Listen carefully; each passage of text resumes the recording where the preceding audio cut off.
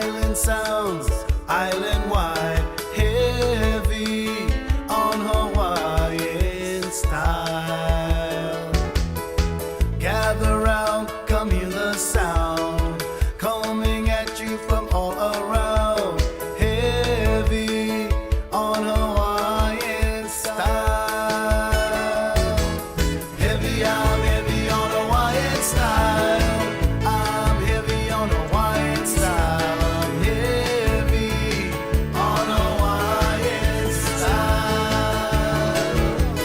Heavy, I'm heavy on Hawaiian style. I'm living on the Valley Isle. I'm heavy on Hawaiian style.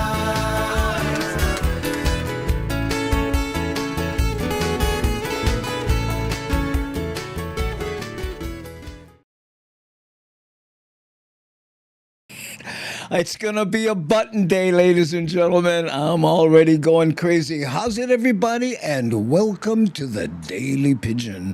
Fancy graphic. Wait a minute. Button time. Yay! Almost did it right. And happy Chop Suey Day. Yes, it's National Chop Suey Day. And that's appropriate because we're going to throw everything in the mix here and see what happens. Hey, how's it, Devin? Welcome. That's one of our moderators right there. And Panel Writes Things, also showing face. Thanks, hey, you guys, for showing up. And for the new people who might have wandered in, let me do my little speech. Here on the Daily Pigeon, we talk about all things Hawaii. Mahalo Skylabs for the subscription. And we do not talk politics, much to the chagrin of the Caps Lock fans. And we also do Hawaii news items to give people a glimpse of what's going on. But we purposely avoid the if it bleeds, it leads mentality. Okay, and we also play music videos featuring places in Hawaii. Okay, so let's say hi to a few people. We're gonna. Oh wait, you know what? Let's talk about. Let's preview what we're going to talk about today, okay? So first off, we have this news item about, this is Kamaka Pili, one of our favorite guys. You know, did you know? Now you do. And he's going to talk about Bethel Street. And then, hold on. Yeah, there we go. Aina Haina. There was a house fire in Aina Haina. And we're going to talk a little about, have you ever been involved in a house fire? Had your house burned? I did. So we'll talk a little bit about that. And then there's the new board of tourism here in Hawaii, and they're wrestling with what they're calling tourism balance, bringing more tourists in, but not so much that it upsets local people. Kind of an interesting concept, don't you think? Good luck with that. And then there's, speaking of fires, they have fire cameras, and guess what? They think because of the use of those, they may have caught an arson. What? And yesterday we were going to try, not yesterday, but Tuesday, we were going to talk about the new police chief search, but we didn't get to it, so maybe we will today. And a little bonus on garage sales. Again, if we get to it, sometimes we vala'au too much and we don't get to the kind. Right on. Okay, so let's go to the big board and say hi to some of the people who have shown up in the live chat. The Hammer Jane Gang. Terry in Scotland, how's it? Skylab. Hey, thanks for the subs, Skylab. Really appreciate it. Truly enjoyed the, reading Andy's website. He opened for some really nice music. Yes, that was back in the Jurassic, though. See, Honda, how's it? Saying how's it to Terry. Keone Nunes, all the way in from Thailand. Aloha from rainy, cool. I can never pronounce that correctly, so I'm not going to try. And all the Hamajang gang. Mahalo, my white Anai brother. And heck of a photographer too, right? Panel Writes Things. There she is again. Whoops. Clickanizer, good, you bugger. Okay. Our former neighbors burned their house fully engulfed twice with several other small fires. Okay. Well, we'll save those stories because when we play that story, I want to tell my personal experience with a house burning down. Yes. Aloha, Andy. Thank you, Sam Bittner, for being here. And here's C saying, how's it, Devin? Aloha, no. Whoo. Skylab saying, how's it to Panel writes things. Hey, the Schmookmeister. How you, Smook? Good to see you again. Yes, there's an old-time fan right there. Goes back to 2008, I think. I know this show has only been around for 5 years, but before that, I had some other online stuff, and the Smookmeister was there. Charles K. Are you better? Good to see you again, Charles K. And the Half Avatar. Saw him in Pasadena. In fact, then in Vegas, he came to a show, and I think he's planning to come to Pasadena again when Augie Toba and I are there in November. He and Kristen Kupahu. That will be nice. Thank you. Okay. Let's see here. And Terry in Scotland. Mad Statter. I have to take a course on copyright law to eliminate my violations. Oh, no. Michael Anthony Smith on Facebook. I can tell because that's his avatar on Facebook, but sometimes he's on Twitch. Okay. Mad Statter saying, aloha to Kione Nunes.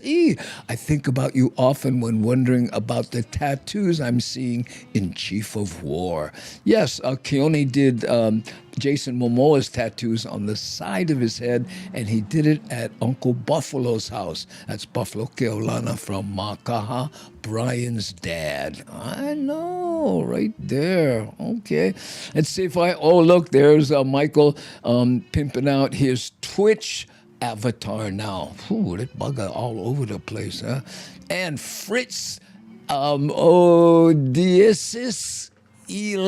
Oh, man, that's going to be a rough one. Sorry, Fritz, if I slaughtered your name there, but I know. Wouldn't be the first time. All the way from Daytona Beach, Florida.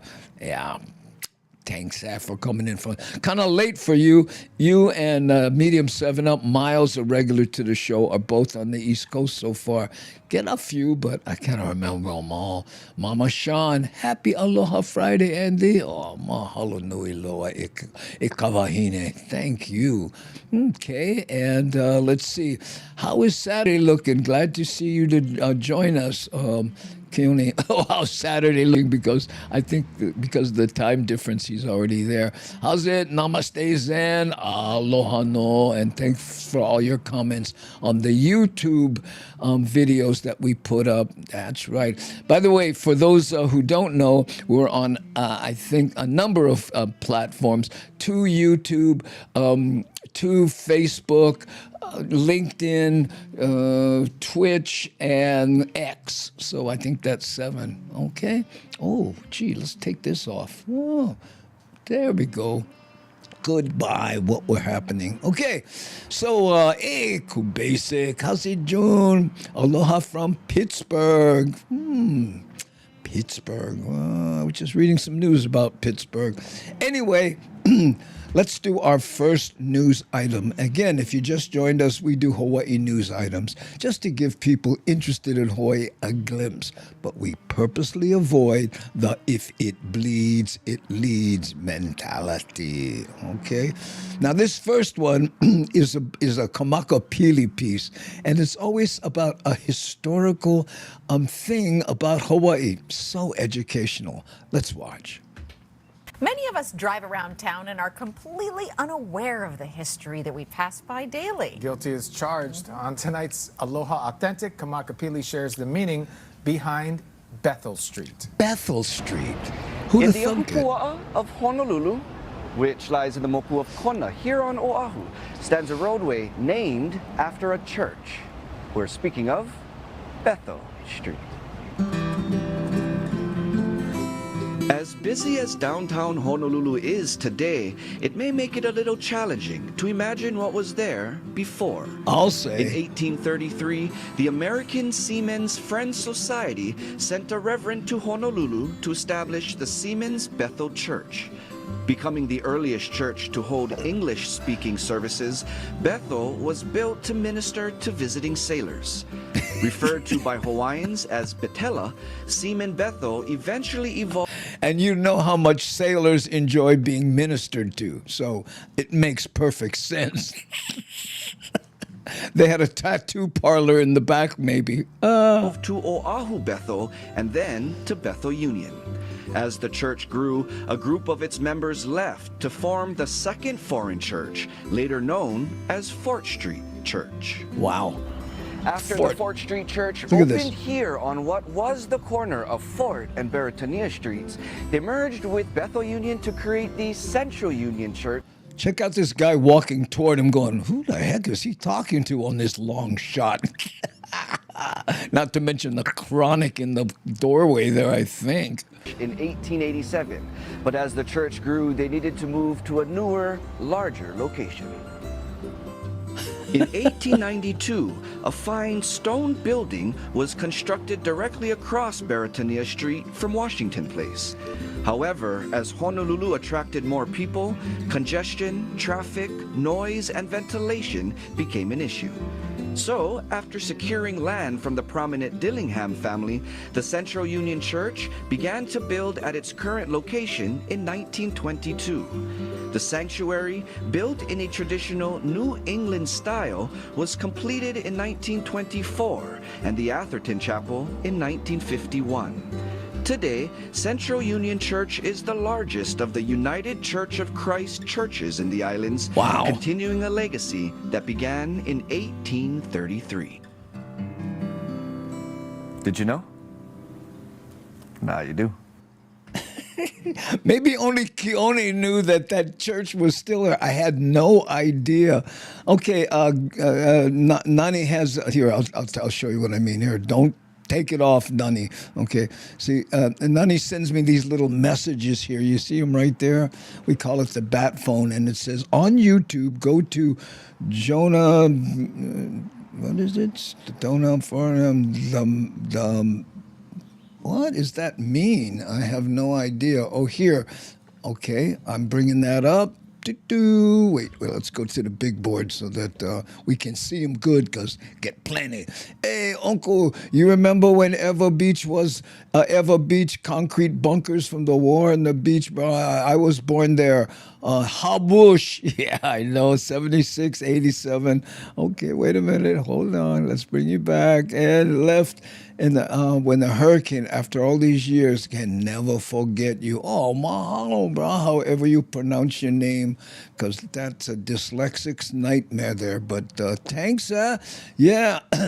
Any sentence with remember in it is rough for me, so I appreciate it, but everybody know how bush. In fact, tonight, Augie Toba is at AmVets. He's doing a show, and I'm going to see if I can get there and do a guest set, try out some stuff. It's just a wonderful little venue. AmVets, Augie Toba, and again, if I can do all my post-production and get on the road, I'll be there tonight too. And that's Ever Beach, bruh. So there we go. I know. Okay, let's see. Oh, yeah, here. Aloha, Devin Schutz. Yeah, there we Brother saying, how's it? Garrett Young. Aloha, no. How you? I grew up in Ever Beach. Michael Anthony Smith joining the Ever Beach crowd. And there's Melissa McDowell, who's on Facebook. But when she's on Twitch, she's shakalaka. That's right. That's how we know her. And she helps with the website, which she just updated. We have some shows coming up in September.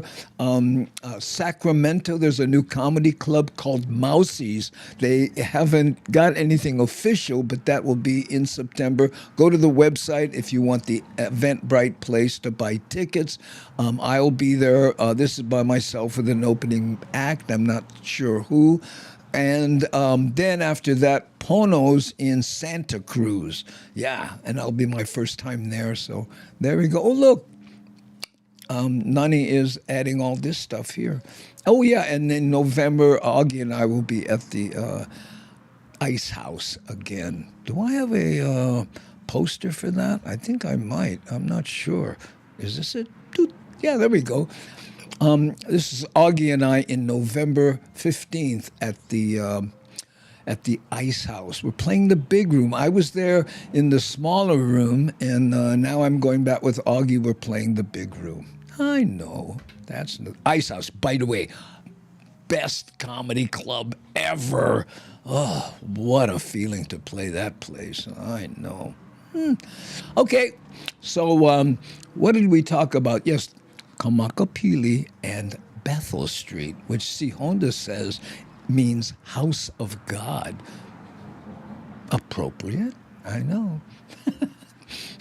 I remember years ago I used to do this thing in my act. Missionary, quite contrary, we dig your melodeon band.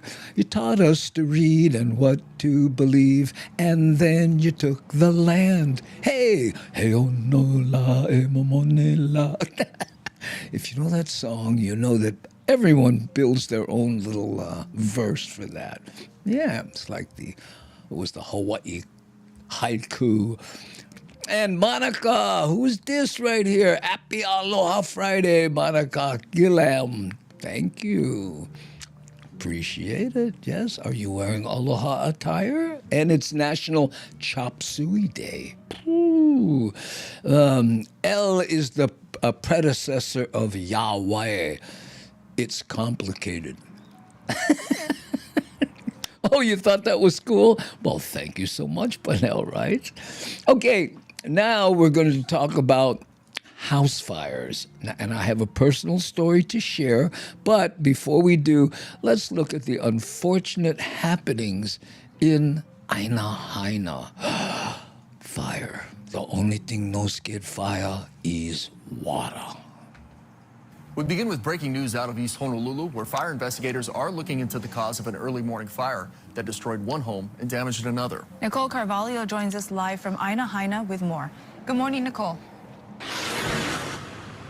Good morning, Sarah. Good morning, Sam. Yes, I just arrived here on scene, and it is on Lave Street in Aina Haina, where Honolulu fire crews have been battling a major house fire since early this morning. I am joined now by Captain Dean Baldiviso. Good morning, Captain. Morning, Nikki. Thank you so much for sharing with me what you're planning on sharing with me. So give me the rundown. I love that. Thank you for sharing with me the things you're planning to share with me. So polite. Of what happened. Okay, so this morning at 4:40 a.m., the Honolulu Fire Department received a 911 call for a building fire at 668 Lave Street. 10 units responded with approximately 47 personnel. The first unit arrived on scene at 4:46 to 47 personnel for that house that was burning in the background there. Look at that. Wow. Oops. find a single-family home fully engulfed in flames. Unfortunately, flames did impact the neighboring structure. That fire was brought under control at 5:13 a.m. The main home collapsed, and that fire was brought under control at 5:26. At this point, crews are currently still addressing hot spots behind. Did you hear that? It was brought under control at 5:26. Amazing how that's not about 5:30. No, 5:36. Oh, come on. And the fire investigator was called to initiate an investigation, and then there were no injuries, and everyone was accounted for. That's good. No Can I ask you, injuries. so residents were in the house at the time of the fire? Yes, they were all able to escape, and everyone is accounted for. Okay, and they're being helped by Red Cross or? Sorry, I don't have that information right now. Okay, let's see here. So nice of him not to say, hey, how should I know? I'm just putting out the fires. I don't take care of them after. Oh, I love television. Whoop, come on, go. Hey, it's so small. I'm trying to click it. So other houses at risk, any evacuations on this street right now? Nothing at this time. Our crews are actively working, so we apologize to the community. We're going to be blocking the streets for a few more hours. So. Wow. For sure, but residents that live on these streets can get to their homes? Yes, no evacuations. Okay, so it is just I don't mean to say just the home, but it is the 660 and then the neighboring structure that were affected, and that is only at this point. Yes, that is correct. Okay, thank you so much, Captain Baldiviso. I appreciate it so much.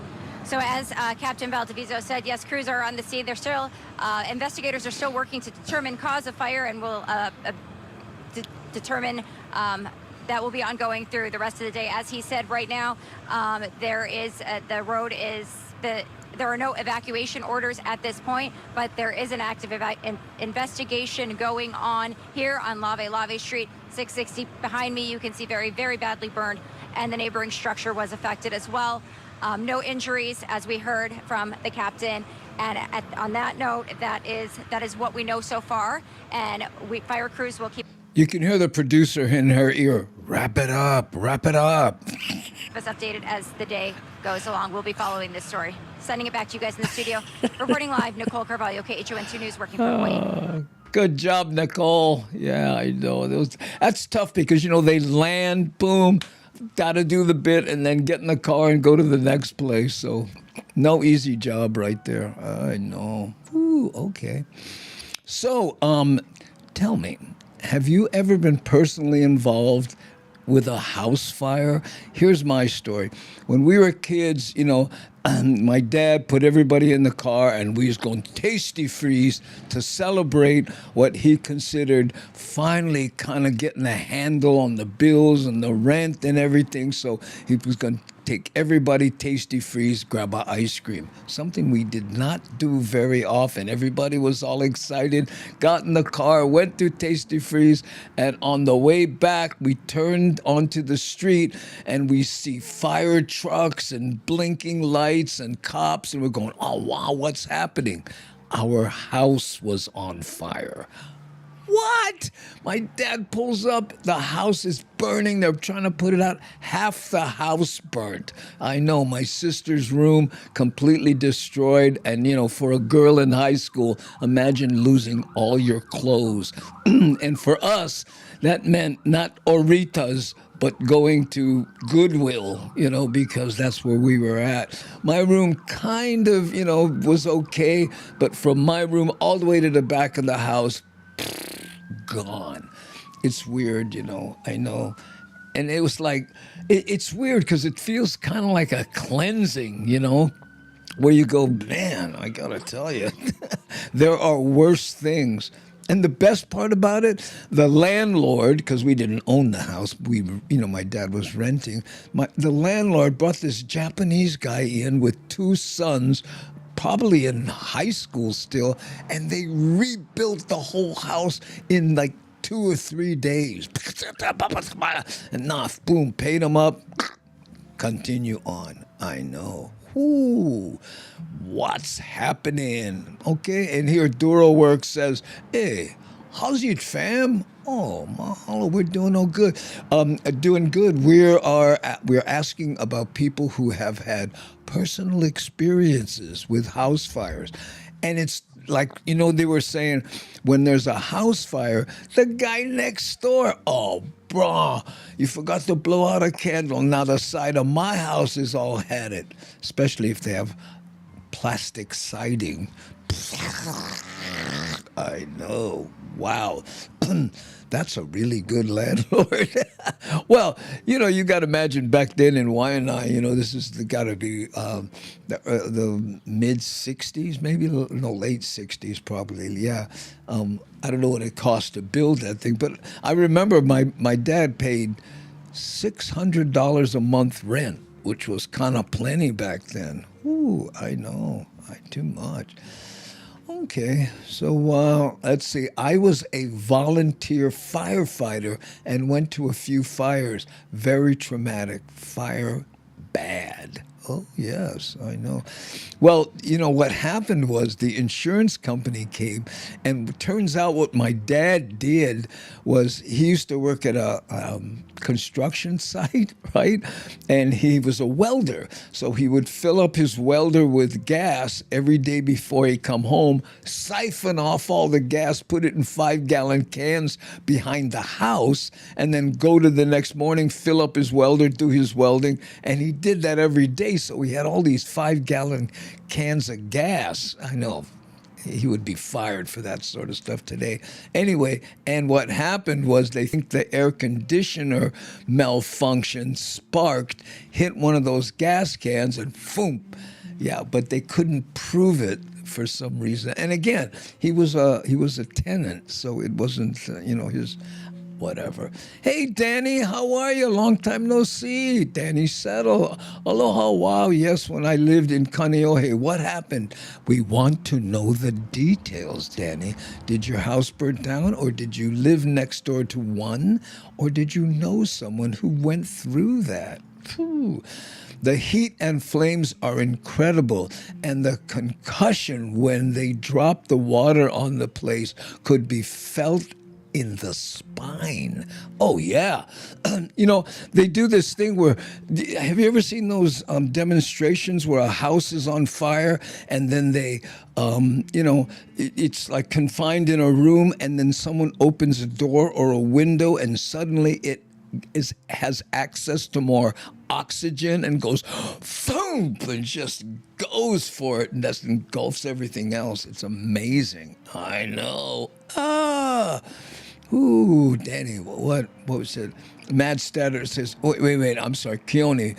The majority of new houses in Thailand are made from cinder block or brick. Part of the reason is the rural areas firefighters are really just your neighbors. Oh, I know. Let's hope they like you if your house goes up, right? I know. That cinder block thing reminds me of a friend. He had an apartment building, and they want him to buy fire insurance. So the fire inspector comes over, and he hands the guy a match because the whole place is made out of cinder blocks. And he goes, light it on fire. Come on, let me see you light this on fire. Of course, what it was about was what if the cars in the parking lot underneath the apartment building caught fire, and then there was an issue. But anyway, and Mad Statter says, just what is that your neighbors do to set their house on fire so often? What? I know. The guy is in jail. Oh, my goodness. I know. Phew. I was saved from having a fire by my cat. I left a pot on the stove with the burner on, and my cat woke me up and showed me. Oh, wow, I know. Boy, so I thought that cat, what'd you do for it? I used the cat to put out the fire. No, that's a cool cat. I know. Cool cat. Yeah, man. Yeah, very cool cat. Lady Misty says, happy Aloha Friday. No, that's C. Honda saying hi to Lady Misty, who said aloha. Wow, that's a good cat. I know. Isn't it hard not to say that's a cool cat, Michael? Got that musician vibe going. Frazeka, what is this? Wait a minute. Wrong one, right here, Frazeka. Aloha, Andy. Was your family house located on Kaulawaha Road? Yes. Yeah. How did you know that? Kaulawaha, about 5 houses in. The house is still there. In fact, there's a big guava tree in the back. My dad said, here's a guava tree. Plant it anywhere you want. So I planted it right in the middle of the yard. He goes, you know what this is going to do to you said anywhere. And now I pass the place. I see this giant tree destroyed the backyard. Damn kid. I know. My cat almost started a house fire. Her puffy tail got too close to a candle flame and caught fire. She freaked out and started running around. I don't blame her. Wow, that's crazy. Our old house in Hakimo Road had an outside kitchen, which was common in the countryside to prevent fires in the main house. Because everybody used to suck them up and then cook. So, it was kind of an issue. I looked it up online. Oh, very good. I know. It was November 1969. What, my house fire? Wow.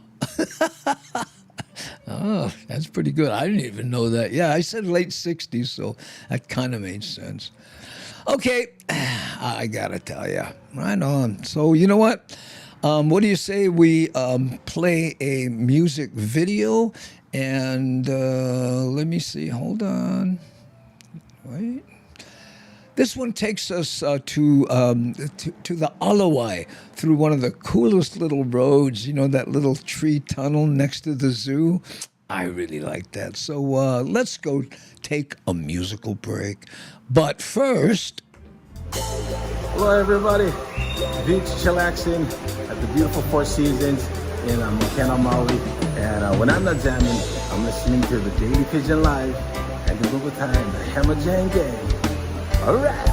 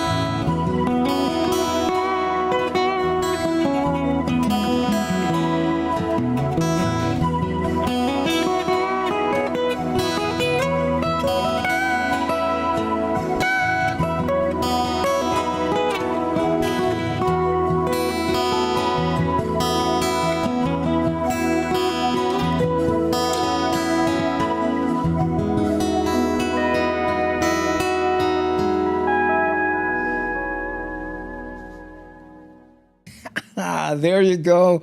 Yeah, who is it? Frazekel. I don't know if I'm saying that correctly, but he says, "Hey, yeah, he's new, but not, to the channel, but not to you." Whatever that means, I gotta tell you. Okay, let's go back to this shot here, and Harry Lynn Awahoi. Am I saying that correctly? Iwahi. I don't know. I miss home. We'll hang out. We have two more other music videos. One is Makakilo, and the other one takes us to the Big Island. If we get to those, if you like this sort of thing, we do this, every once in a while in the show. Yeah, I know, just to kind of. And okay, now, before we get to our next news item, which is about the new tourism board trying to balance, bringing in tourists and not upsetting locals with too many tourists. It's weird. We don't want tourists, but we want their money. I know. So they're trying to figure that one out. But this one's kind of interesting. What this is it's a garage sale, right? Now, I don't know if you're a fan of garage sales. I definitely am. Haven't been doing it lately, but I just love to go in there, and I've scored some great stuff. So start thinking about your garage sale stories and things that you've scored at garage sales, but check this one out. On a sunny weekend in Iowa, Sue McEntee set up a garage sale like many of us have. Tables full of kids' toys, old tools, and a few dusty baseball bats priced to go. Among them sat a plain wooden bat marked just $1. Nothing about it seemed special at first glance. Then came Bruce Scapecci, a regular garage sailor from Des Moines who spends his summers visiting hundreds of sales. He spotted the bat sitting quietly under a table, and something about it caught his eye. He picked it up, felt the weight, and paused. It didn't feel like the usual backyard bat. Instead of just paying and walking off, Bruce asked Sue for a pencil. Carefully, he rubbed it over a faded logo on the bat's barrel. Watch this. And there it was, barely visible, but clearly marked. Jackie Robinson. Whoa. Sue was stunned. That bat had been sitting in her garage for years, and her kids had played with it every summer. She had no idea it once belonged to one of baseball's greatest legends. As it turns out, Sue's uncle, Lefty Joe Hatton, had pitched for the Brooklyn Dodgers in the 1940s. How cool is and this? he had actually roomed with Jackie Robinson during his time on the team. Eventually, Sue brought the bat to be appraised by professionals. The result? It was valued at somewhere between $15,000 and $20,000. Wow. Possibly more if restored. But for Sue, it wasn't about the money. The bat wasn't just a collectible. It was a piece of her family's history, and a quiet tribute to a friendship that had spanned decades. Whoo! So, Michael Anthony Smith says, I once got a guitar and an amp at a garage sale. Now, was it a steal? Was it a good guitar? Give us a little more information on that one, Michael, because, if it was a Gibson SG and a tube, a Vox or something, we need to know. That's a piece of history. Gil, can you imagine? Jackie Robinson? I know. I love how they said it was valued at $15,000 and she went, you know what? Nah, I'm holding on to this. I know. Now it's sitting in the living room as opposed to, hey kids, take this and go out there and beat up the street. Yeah, I know. Mama T-Bird says, ooh, so cool. I know. Get 'em. Antique Roadshow. Yeah, well, I'm a fan of those where my grandma gave me this, I used to use it as a costume. My little girl took it to 4th grade for show and tell. What's it worth? $500,000 in diamonds. Ah! Don't you love it when that happens? I was a beginner guitar. It was a beginner guitar. Nothing flashy, but was a Les Paul copy. I sold it. Oh, yeah. But you know what? When you're first starting, scoring a guitar and an amp at a garage sale, I mean, Richie Valens, right? Didn't remember that scene? Well, it looks like you bought this used. Yeah, but now it's mine. and he rocked with that used stuff. I know. Who I do like that the bat was used for its intended purpose for so long. Jackie Robinson would have approved, as opposed to sitting in a shelf somewhere. Get some kids out there whacking the ball, breaking some windows. Yeah, Michael says it was great to score that guitar. My antiques aren't worth anything to anyone else but you, right? Sometimes you have a piece of, it doesn't worth nothing to anybody else, but when you go, when I was small kid time, remember, who was it, Woody Allen used to say someone gave him a bullet, and he took the bullet and he put it in his breast pocket and he carried it around because it had sentimental value. One day he was at church and someone was making a sermon and he let a Bible fly and that Bible hit him right in the chest. And if it wasn't for that bullet, that Bible would have killed him. Woody Allen. Oh, I love that. Ooh. I got a guitar at a garage sale for $1. I wrote a song on it. Well, that's nice. Ooh. I have about 2,000 record albums. A lot of them were from garage sales. Yeah. I'll never forget. We went into it was James Grant Benton, one of the Booga Boogas. May he rest in peace. He and I went into a Salvation Army, and he was going through the album collection, and he picked, now these are 12-inch vinyls, so about this thick. I mean, what are you going to do with it? And he goes, no. And the guy says, I don't know, how about $20? And he goes, lend me $20, man. And I have a lot of them, but there was, the original Melvin Lead, original Kalapana, original Country Comfort. There was a whole bunch of really cool stuff in there. He was a DJ, so he appreciated that. I am an antique. Well, there you go, Kehaulani. Let's start a club. What do you say? Our family got a dog from a garage sale. Was it used? Oh, I'm sorry. Oh, no. Got a dog from a garage sale. Oh, that's cool. I know. I know. My wife and I want another dog. And she's, nope. But, you figure I'll be 72 in December, right? So if I got a dog and he lived 18 years, I'd be 90. Catches up fast. Ephemeral is the word that comes to mind. Oh, no. I'd like a lot of those albums to be my collection. Country Comfort, Kalapana, sign me up. I know.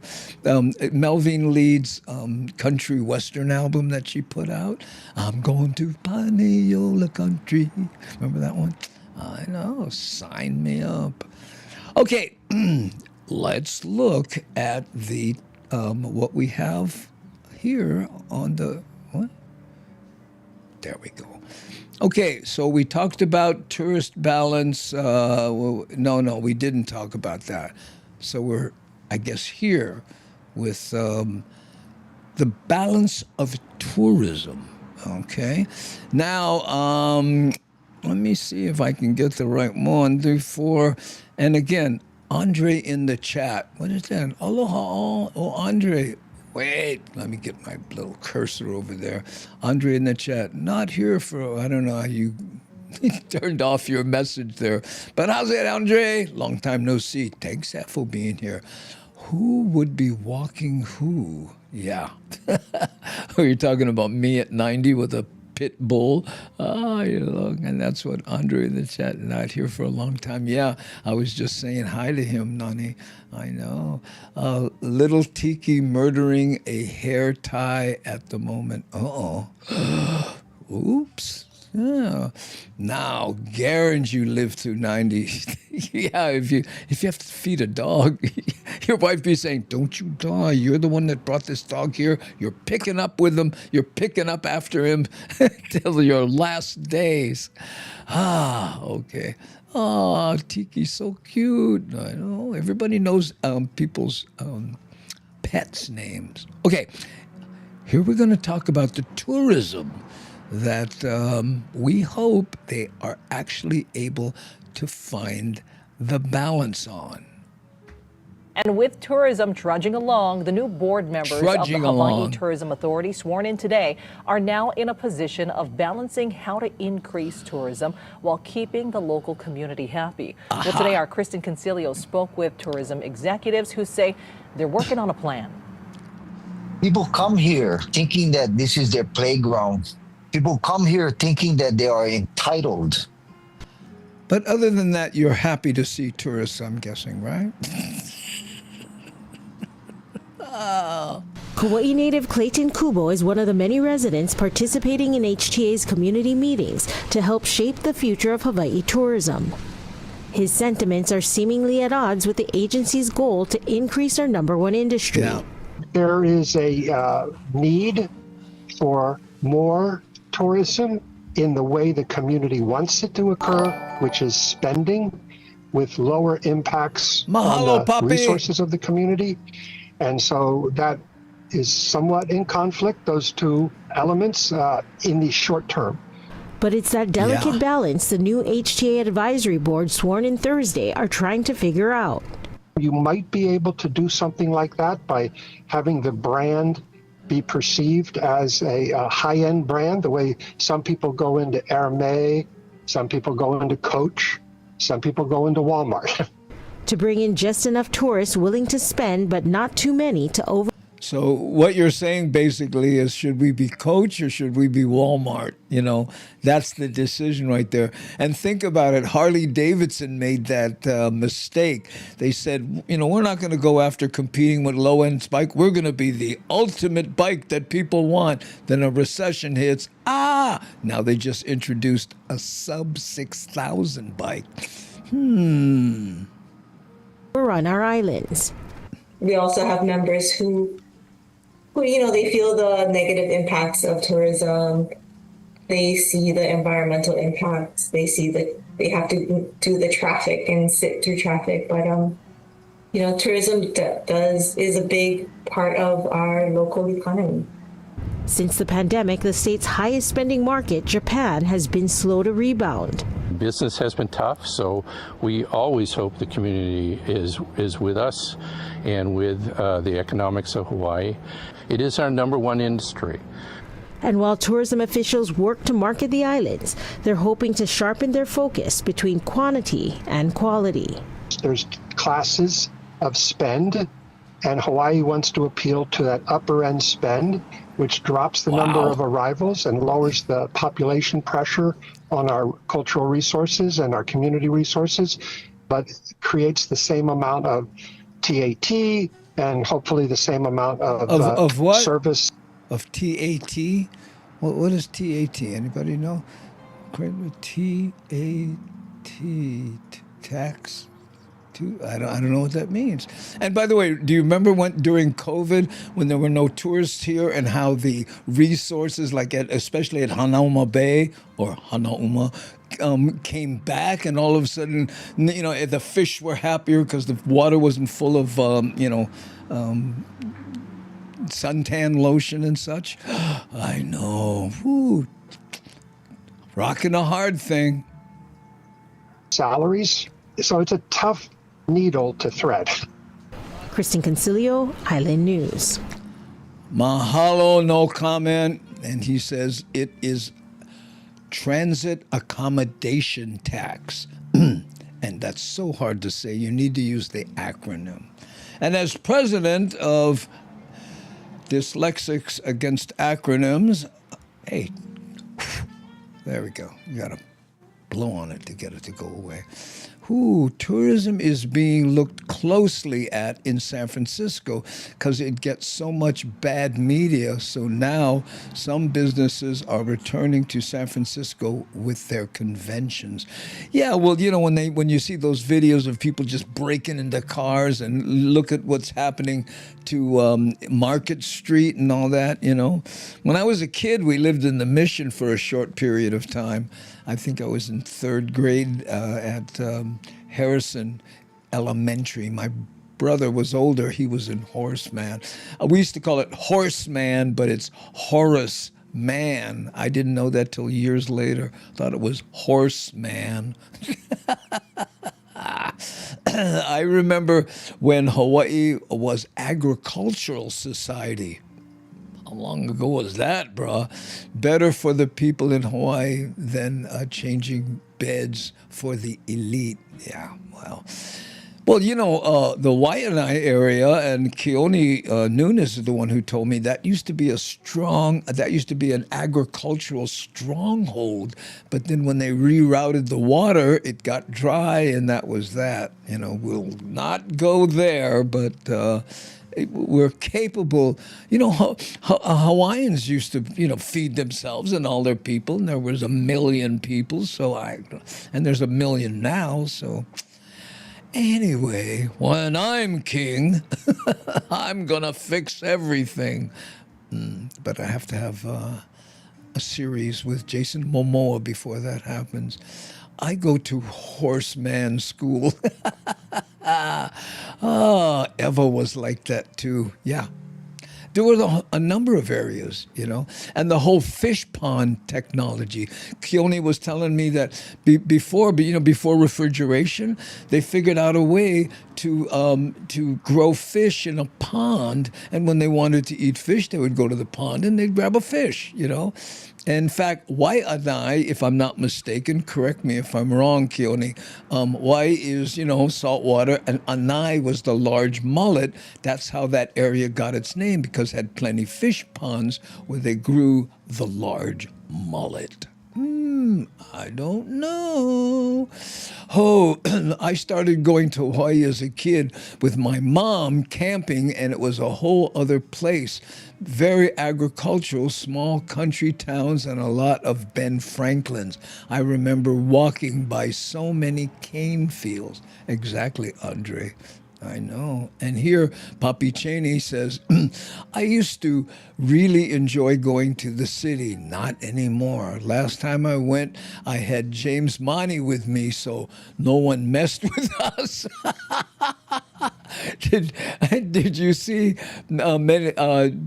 many people shooting? Oh no, you saw people shooting heroin right in front of us? Oh man. Yeah, James told me that story. If you guys walk into a ballpark, you were going to a sporting event, and you're walking down the street, and I know. Walking around with James Money is a very interesting thing. I've been through a few airports with him. James Money, by the way, is 6'8", probably 450-pound, big Samoan guy, friendly looking, not mean, but still the size is just, whoa, people, yeah, I know. Oh, fish ponds are brilliant, and once you know what to look for, it becomes how many used to line the coast. But you know what? Again, Keone told me they lost the technology. They don't do it anymore. Maybe it's just, I don't know, the fish producer union lobbied against it or something. But man, I know.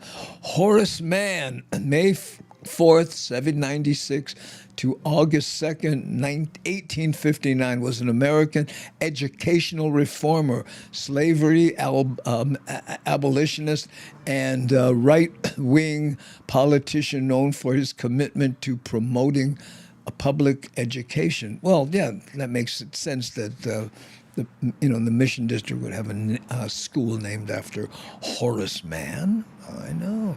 Hey, Kevin, how you with your chicken avatar? Oh, is that a rooster? Waikiki had taro patches where I live. There weren't nothing but banana trees before people who moved here grew papaya and mango trees, tomato on the chain link fence. Wow, that's interesting. Yes, fish ponds were something before its time. I've got to tell you, that technology. I remember driving around with Keone through Waianae and have him go, over here, and this, and that. Just like, whoa. It's like Kamakapili on steroids. And plus, we grew up there, and you didn't know, My pro tip was you could tell how big rest camp was by looking in the canal and seeing the swells come in. Ooh, must be 3 feet. Perfect. The fake cornfield razor plant, Keavi, barbed wire plant. Oh no. Oh, when walking behind James, it's like Moses parting the Red Sea. Too funny. A friend surfed the North Shore in 1956. He said he camped in a sugar crane across. Oh, yeah. Highway from the big breaks. Oh, man. You kidding?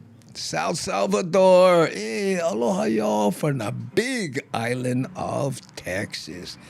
How's it, Sal? Long time no see, brother. Good to have you. Show face in the holly. I saw one fish pond past Crouching Lion Inn by the U-loop turn was parking lot by trees. Yeah, well, speaking of rest camp, that Army, what we call Army Beach, and then to the right there was a little place called, I forget what we'd call it, Suicides or something. It was a surf spot, but it was really shallow. That area was originally a pond.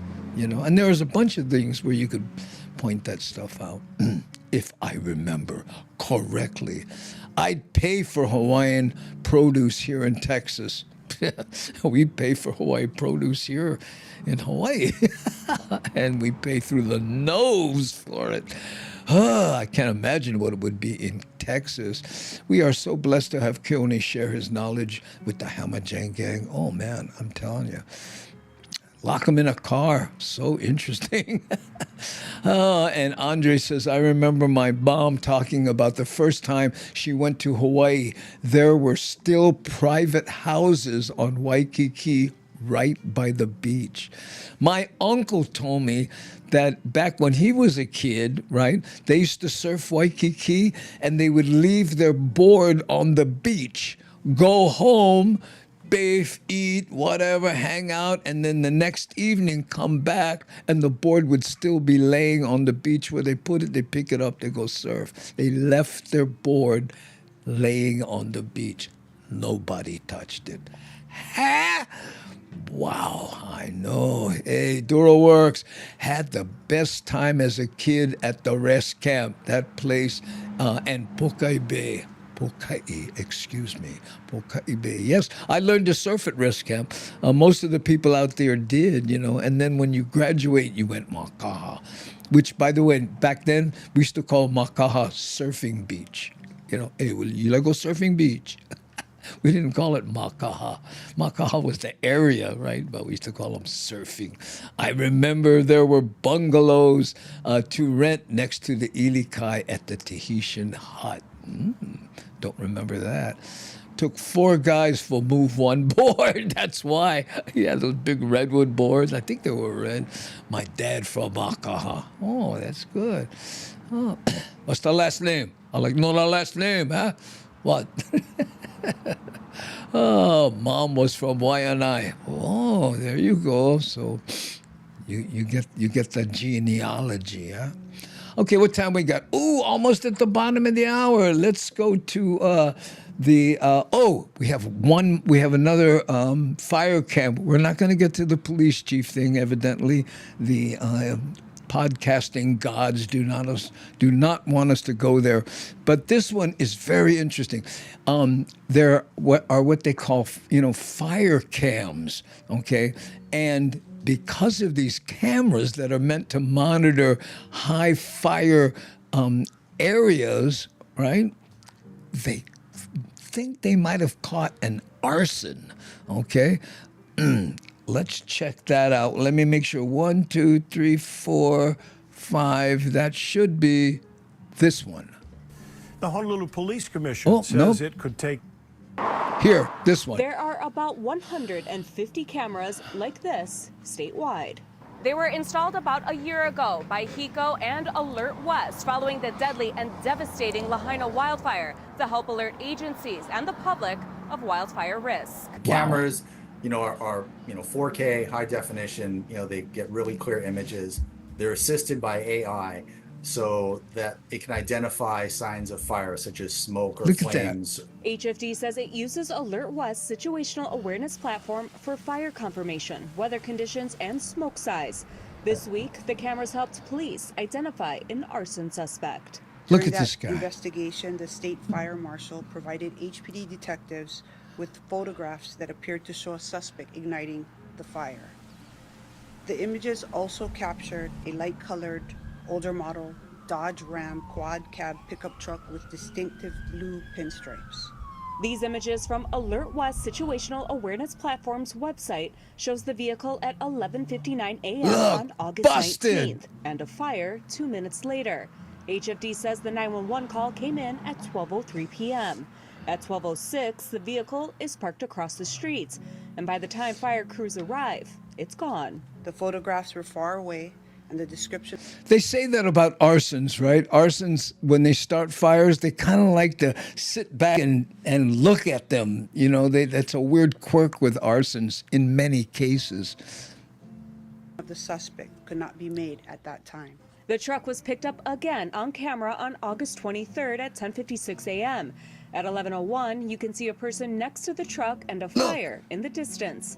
The suspect was later arrested in Haleiwa near another fire. The suspect was identified as Antonio Vieira, who was operating a Dodge Ram pickup truck with Hawaii license plate GA050. Homicide detectives confirmed that Vieira matched the description captured on the. Oh man, you know, you like your truck be distinctive, but if you're going to do this kind of stuff, maybe a plain white truck might be better.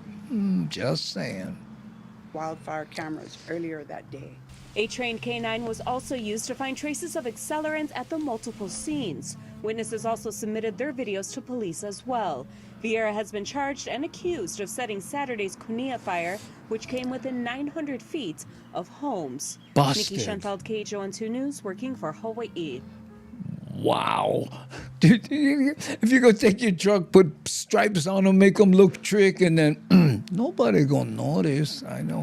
And I'll bet you he had no idea there were cameras. A lot of people don't like it, you know, Big Brother is everywhere, the cameras are everywhere. But, you know, guess what? Those cameras are designed to fight fire. I know. And pyromaniacs, 70 years old. I know. Boy, I remember back when I was 70. But, you know, I never went, you know what, I think I'll light me some fires today. Maybe that'll help my knees bend. I'm not sure. Ooh. What's this? Look at the face of an arsonist is different than other people at the fire. Yeah. Somebody's smiling and taking selfies. I know. Wow, camera on a telephone pole. Oh, there's over 100 of them now. And again, the reason for that is because the electric company want to make, you know, they said, because people said the Lahaina fires were started by sparks, you know, created by bad wiring and such. So now they're going, okay, now we got video. I don't see any sparks. I see a guy in a pickup truck. Oh, yes, thank you, Nani. She's reminding you to subscribe if you're not. You know, hit the like button, you know, for Anti-Lytics and Uncle Algorithm. Really helps us out. And if can, subscribble. Oops, wrong way. Subscribble over there, okay? And sometimes there's a little shaka down here in the corner, and so you can click that, and then that's the subscribe button. So there we go. Okay, that takes us to the bottom of the hour. Hey, Don Flex, and the End Gang, little late. Don Flex, mahalo for being here, Don. Yeah, we're about to wrap it up. Mahalo for being here. Yeah, it's okay. You know what I mean? Squeaking under the wire, fashionably late, right, Don? No problem. Ole pilikia, as we say. And Devin all excited. Utan, how's it? And Andre Gomez says we got a lot of those cameras in California because of PG&E. Wires caused a lot of fires, so they put lots of cameras, even many with the stuff on them. That's great. Yeah. Hey, Patrick, aloha, no, my brother, right there. I watched that boy grow up, and now he get grandkids. Yay! I know. We hung out in Seattle a little bit. We had fun there, didn't we, Patrick? Okay. Mahalo to our awesome moderationizers and especially Uncle Andy. Thank you, Lady Misty, for reminding me that I need to thank Nani Aloha, who is also an associate producer. Andre Gomez, mahalo for cheering 500 on the Twitch side. Thanks, you bugger. And also Shakalaka, who helps us with our website too. And Devin in her crinkly paper hat. I don't think Rick S. was here today, but he also is a moderator. I think I mentioned C. Honda, and that, I think, is the moderation gang, without whom this show would not be possible. And of course, a big mahalo nui loa to you, gang. Thanks for watching. Okay, here we go. We'll be back on Tuesday, 3 p.m. Hawaii Standard Time. Okay, then. Thanks, I'm going to hit the button. Everybody ready? Let's hear it.